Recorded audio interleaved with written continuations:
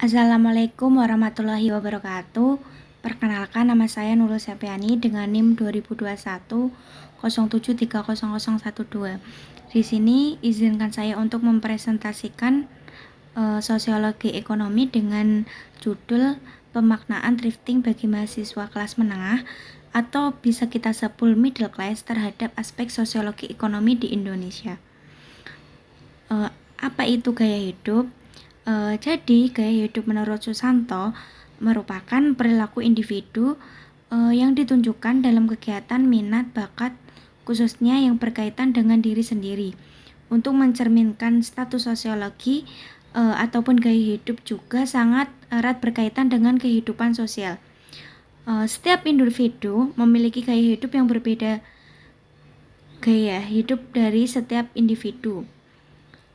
Kita bisa melihat dengan pola belanja dan pola pergaulan yang dapat terlihat dalam kebiasaan sehari-hari bagi kehidupan seseorang.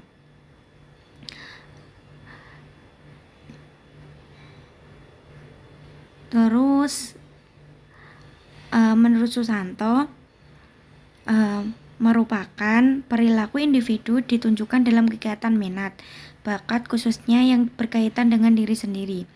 Untuk mencerminkan status sosial, gaya hidup juga sangat erat kaitannya dengan kehidupan sosial setiap individu.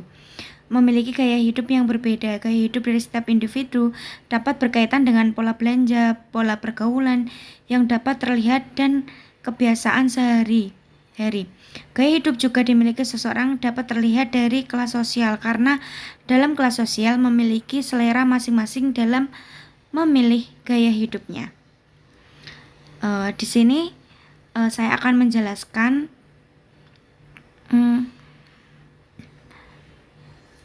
pemaknaan thrifting bagi mahasiswa kelas menengah. Jadi, thrifting sebagai gaya hidup middle. Mahasiswa menjadi generasi milenial yang selalu updating tentang perkembangan zaman. Hal ini dapat dilihat dari tren fashion.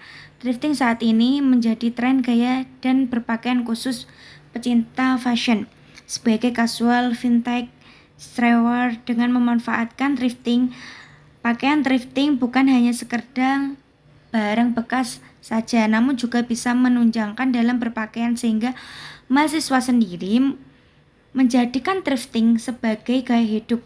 Karena dengan naiknya perkembangan barang thrift, maka dari itu mahasiswa mengungkapkan tidak malu untuk memakai barang bekas dengan kondisi yang masih bagus.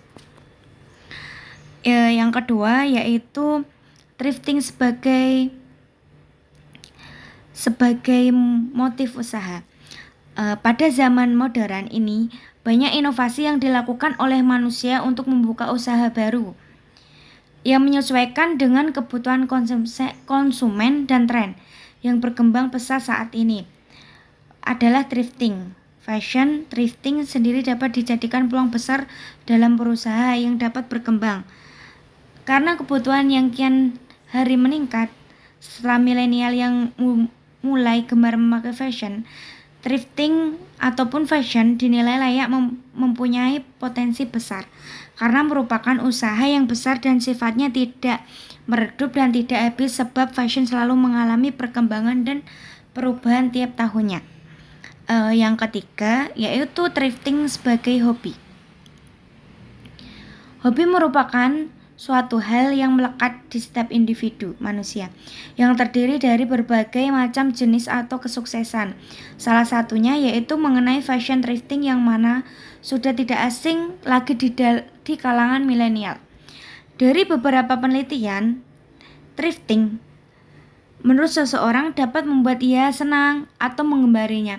Oleh karena itu, bahkan thrifting merupakan suatu bentuk eksistensi dari setiap individu untuk mengenalkan dirinya kepada lingkungan sosial dengan cara berpenampilan yang kekinian, yang mana dengan begitu dapat diakui keberadaannya dalam lingkungan di mana ia berinteraksi meskipun tidak selamanya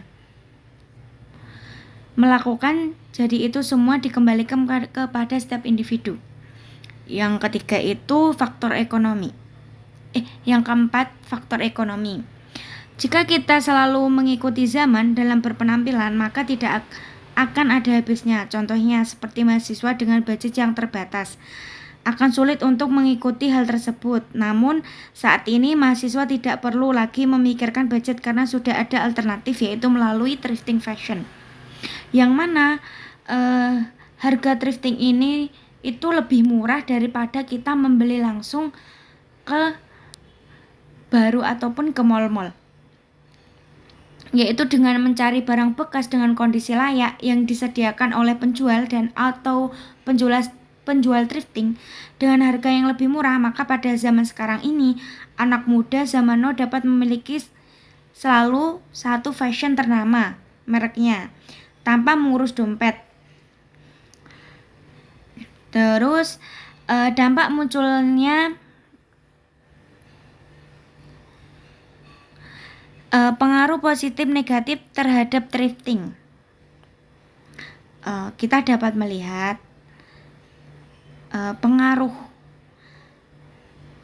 pengaruh negatif dan positif terhadap thrifting. Yang cukup positif, thrifting ini dapat membeli barang tanpa modal yang besar. Hal seperti ini memiliki dampak hemat bagi individu. Thrifting ini juga memiliki dampak lain bagi bumi karena dapat thrifting kita membuat mengurangi sampah yang berasal dari tekstil karena tidak membeli barang tersebut dalam kondisi bekas yang masih bagus dan layak. Serta dari segi produksi industri mengurangi penggunaan air terlebih. Namun berdasarkan penelitian, pemakaian barang thrifting ini juga memiliki dampak buruk.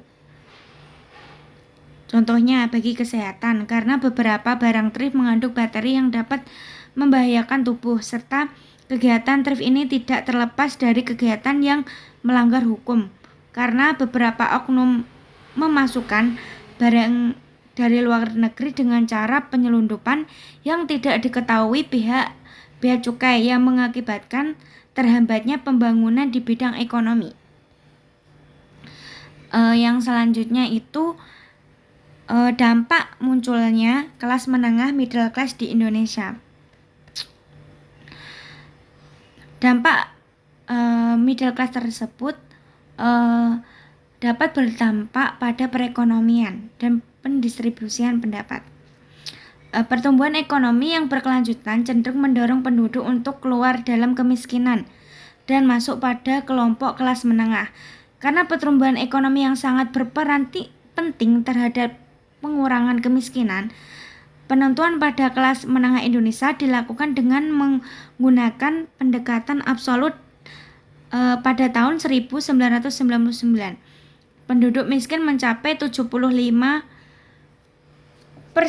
dari jumlah penduduk secara nasional, sekitar 155,6 juta jiwa berkurang menjadi 57,0%. Dari total penduduk ini mengindikasikan bahwa dalam kurun waktu 10 tahun terjadi penurunan jumlah penduduk miskin, sementara dapat dilihat bahwa penduduk kelas menengah sebagai besar berada di perkotaan.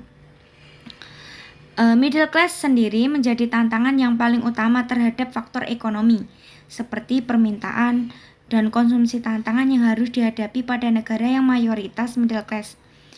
Menghindari yang disebut dengan jebakan pendapatan menengah pada tahap pendapatan menengah perekonomian dengan pertumbuhan yang cepat, berjuang untuk mempertahankan tingkat pertumbuhan dan menghadapi perlambatan dan stagnasi ekonomi. Middle class ini diharapkan berdampak positif terhadap perekonomian ke depannya. Dalam pandangan secara umum, middle class sendiri yang cukup besar dapat tumbuh lebih cepat daripada pengembangbiakan wirausaha dan mendorong akumulasi modal manusia. Mungkin cukup sekian dari presentasi saya. Saya akhiri. Wa akhiran.